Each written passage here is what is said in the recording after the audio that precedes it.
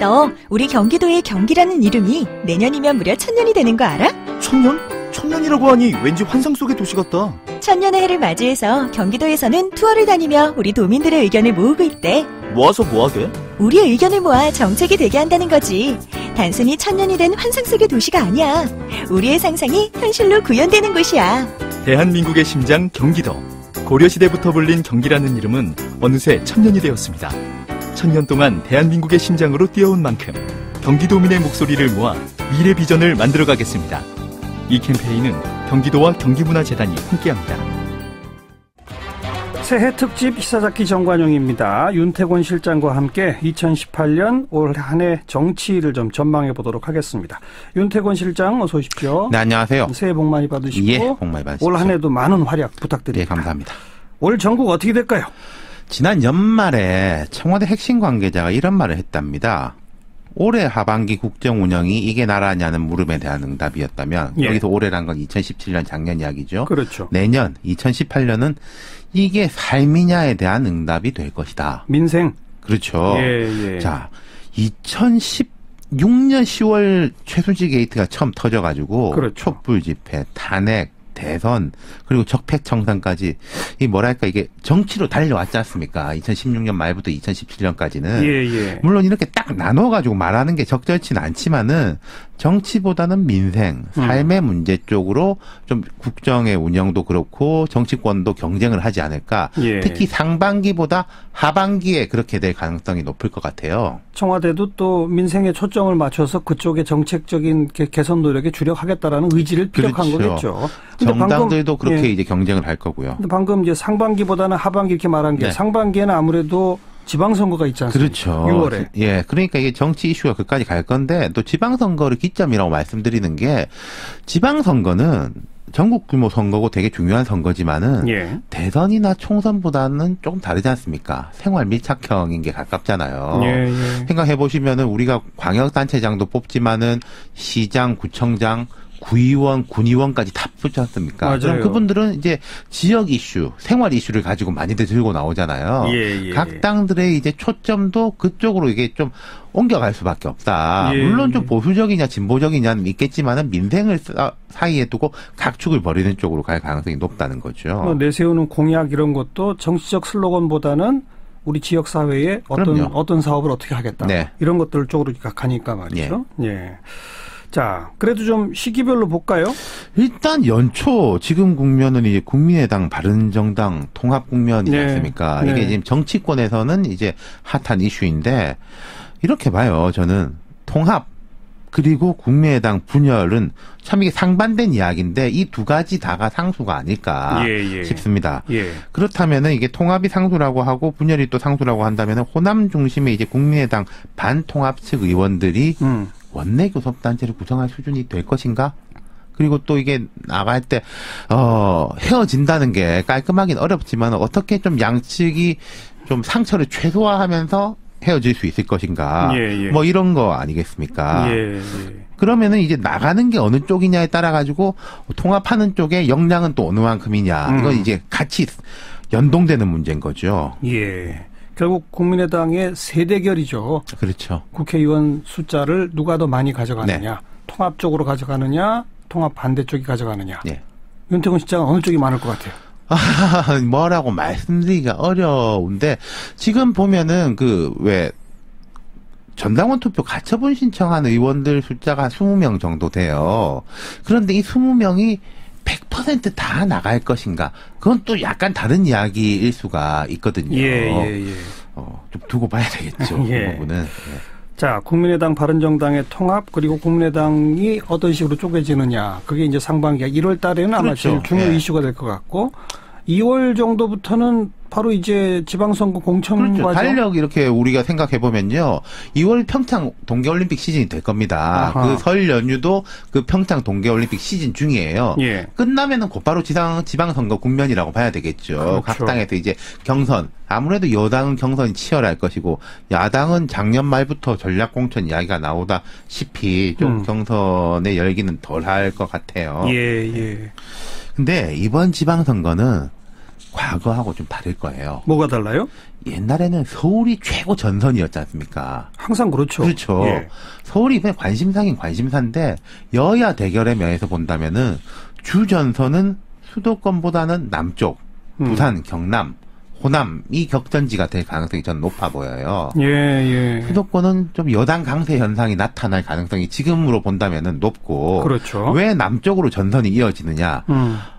여권이 공세를 펼칠 겁니다. 원래 선거라는 게 야당이 공격하고 여당은 방어하는 건데 이번 지방선거는 좀 다를 거예요. 그렇죠. 부산, 경남에서 이제 민주당이 이제 공세를 많이 펼칠 것이고, 네. 또 특히 이제 경남, 부산은 노무현, 문재인 전직 대통령과 현직 대통령의 본향이지 않습니까? 그렇죠. 그러니까 이제 상당히 괜찮은 후보들이 나올 가능성도 높고 자유한국당으로서는 수성을 해야 되는 것이고, 예. 또 호남 쪽으로 눈을 돌려본다면은 지난 총선에서는 참패를 했습니다만은 민주당이 지금 정당 지지율로는 훨씬 높은 상황이거든요. 네. 호남에서도 민주당의 공세가 치열하고 국민의당이 어떤 식으로 될지는 잘 모르겠지만은 어쨌든 이제 국민의당 쪽에 있었던 사람들이 이게 수성을 하는 예. 이런 형태가 되겠죠. 예.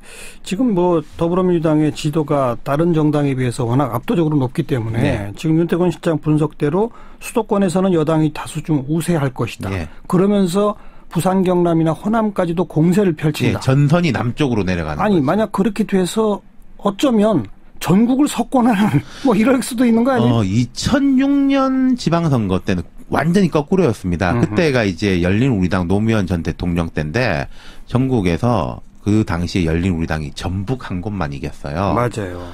그리고 이제 광주, 전남 이쪽은 당시에 이제 구민주당이라고 했던 예. 그쪽이 이제 이기고 나머지는 한나라당이 싹쓸이를 했는데, 근데 이번에 보면 TK 쪽은 아직까지는 그래도 좀 자유한국당이 강한 면도 있지만 민주당이 약하다.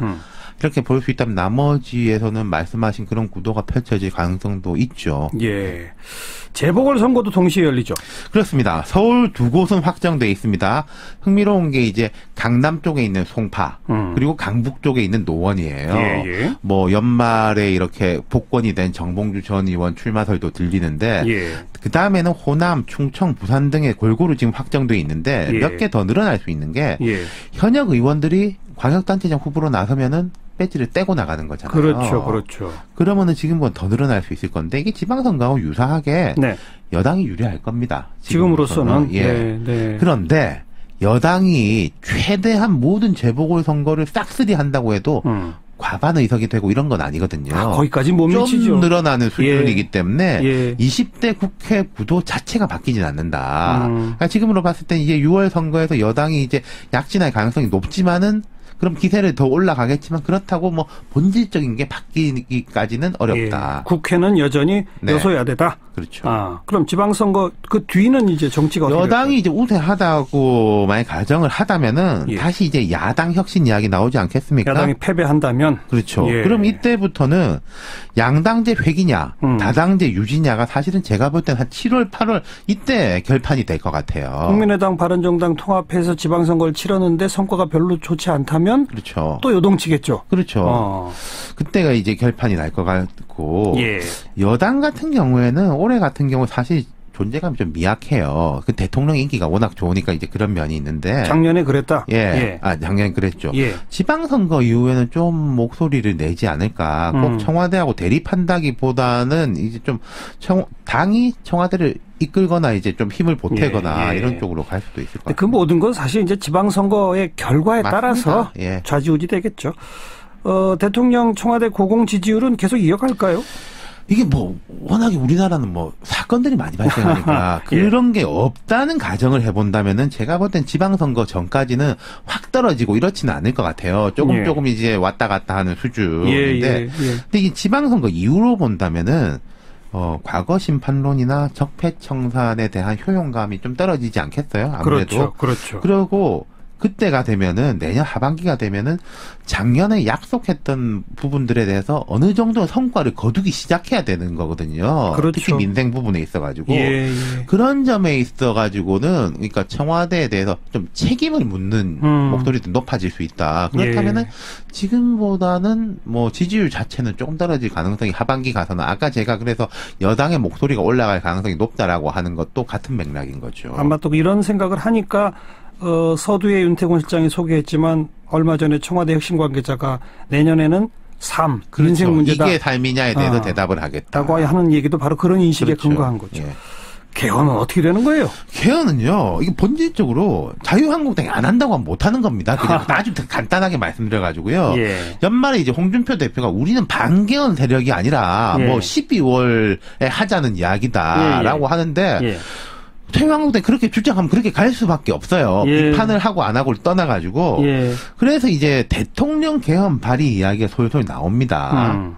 근데 이게 대통령이 발의를 하더라도 다시 국회에 넘어가가지고 3분의 2가 동의를 해야 되는 거거든요. 그렇죠, 그렇죠. 그렇다면은 발의 자체의 의의를 두고 자유한국당을 압박하는 차원이라면은 네. 그게 가능하겠지만은 그게 그렇게 실익이 있을까? 그 시기적으로 본다면은 평창 동계올림픽 끝나고 막 3월 뭐 이때 청와대에서 개헌안을 발의해야 되는 건데. 그렇죠. 그렇게 글쎄요, 저는 조금 부담이 있을 것 같아요. 네. 여권에서. 그 개헌과 선거제도 그다음에 뭐 공수처라든지 뭐 이런 여러 가지 그 현안이 되는 쟁점 법안들이 있잖아요. 예. 이런 것들을 좀 한꺼번에 다 섞어서 빅딜을 주고받는 그런 그렇죠. 멋진 정치 그 지방선거 이후 돼야 가능해요. 기대하기 어렵죠. 기대하기 예. 어렵죠. 아직 우리 정치 수준에서는. 네. 알겠습니다. 올 한 해 정치권의 흐름에 대해서 개략적인 전망을 좀 해봤네요. 윤태곤 실장 수고하셨습니다. 감사합니다.